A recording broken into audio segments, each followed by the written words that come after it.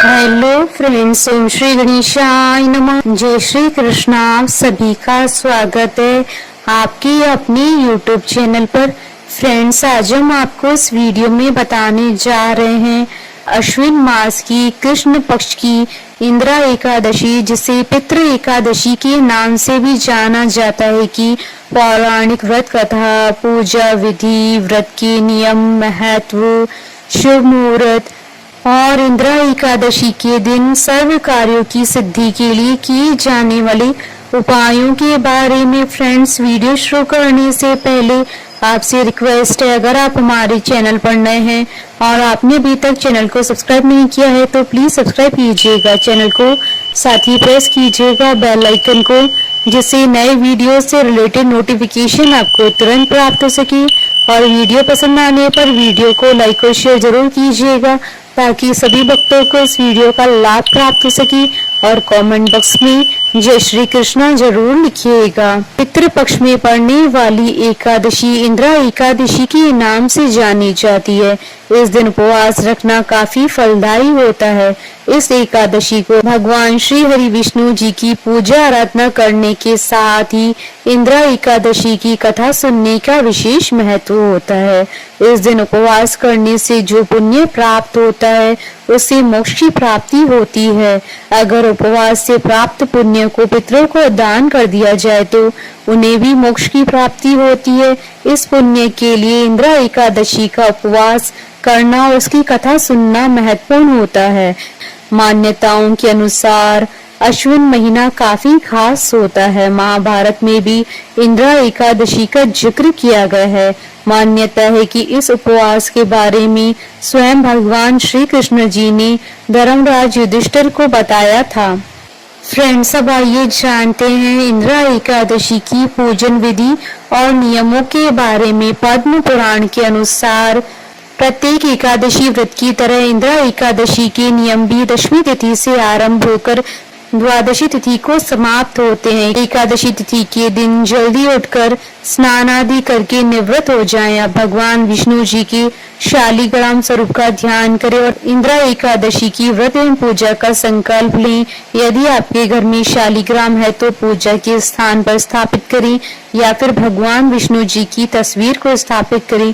इसके बाद गंगा जल, रोली, चंदन, धूप, दीप, फल फूल आदि से पूजन करें। भगवान विष्णु को फल फूल, पंचामृत और तुलसी दल अर्पित करें। उसके पश्चात इंदिरा एकादशी की महात्म्य की कथा सुने या पढ़ें। इस दिन विष्णु सहस्त्र नाम का पाठ करना बेहद फलदायी माना जाता है। इस दिन पूर्ण रूप से जलीय आहार लें अथवा फलाहार लें तो इसके श्रेष्ठ परिणाम मिलेंगे। इस दिन फलाहार का दान करें और गाय को भी फल आदि खिलाएं। अगले दिन प्रातः निर्धन लोगों को भोजन जरूर कराएं, वस्त्र आदि दान करें, फिर स्वयं भोजन करके व्रत का समापन करें। इस दिन मन को ईश्वर में लगाएं, क्रोध न करें और असत्य न बोलें।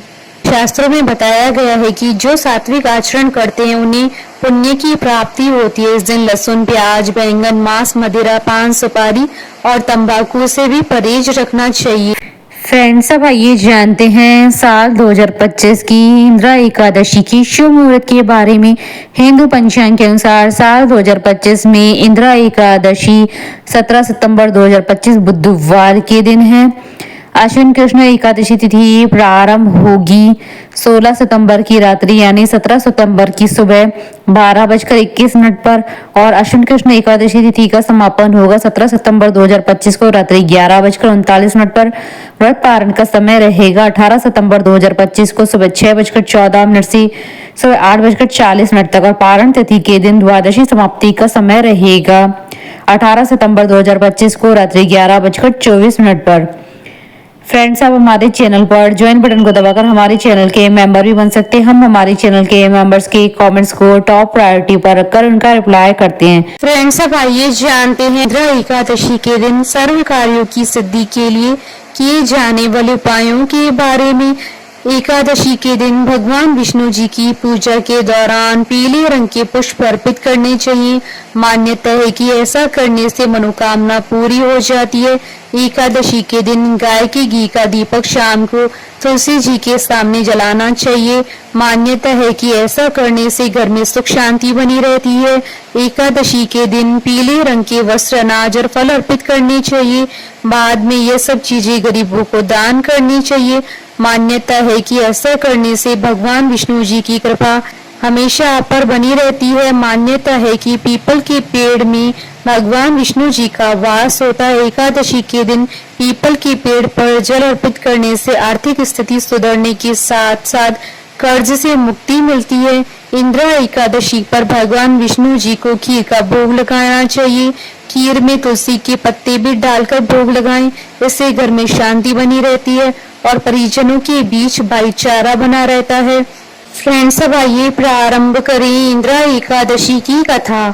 धर्मराज युधिष्ठिर कहने लगे कि हे भगवान, अश्विन कृष्ण एकादशी का क्या नाम है, इसकी विधि तथा फल क्या है, सो आप कृपा कर कहिए। भगवान श्री कृष्ण कहने लगे कि इस एकादशी का नाम इंद्रा है। यह एकादशी पापों को नष्ट करने वाली तथा पितरों को अधोगति से मुक्ति देने वाली होती है। हे राजन, ध्यान पूर्वक इसकी कथा सुनो।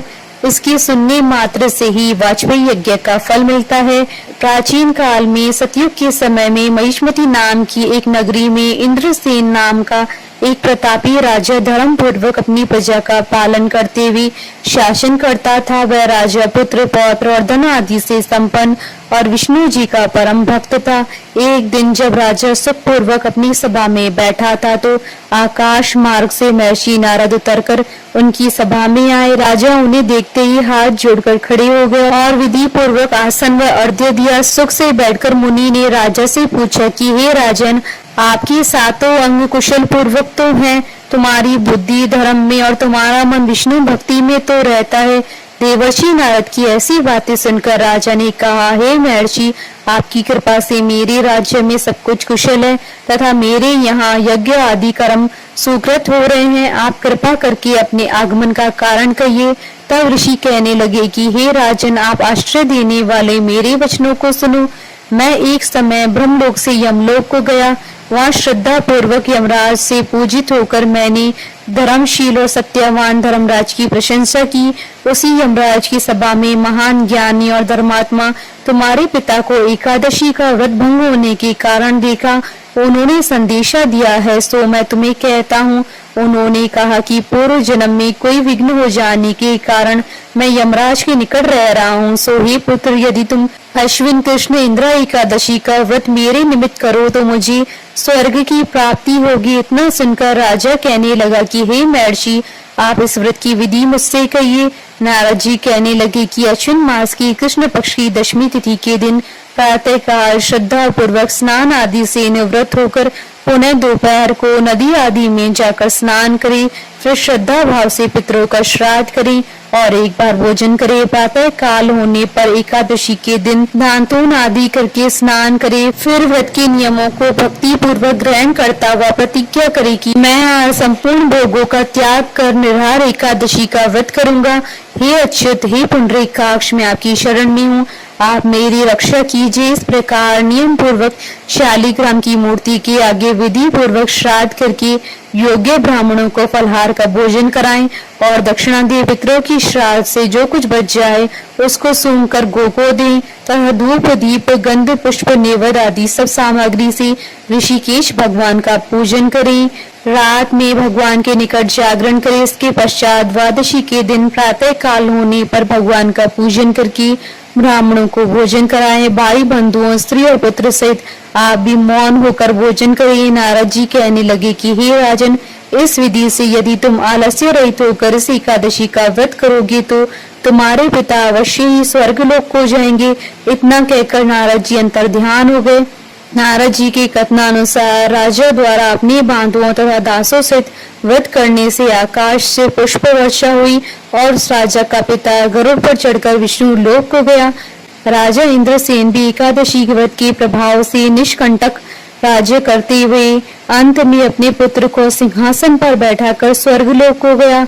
ये युधिष्ठिर, यह इंद्रा एकादशी के व्रत का महात्म मैंने तुमसे कहा, इसके पढ़ने और सुनने से मनुष्य सब पापों से छूट जाते हैं और सब प्रकार के भोगों को भोग कर वैकुंठ को प्राप्त करते हैं। बोलिए भगवान विष्णु जी की जय, सनातन धर्म की जय। हमारे साथ इस वीडियो में अंत तक बने रहने के लिए आपका धन्यवाद। ओम श्री गणेशाय नमः। जय श्री कृष्ण।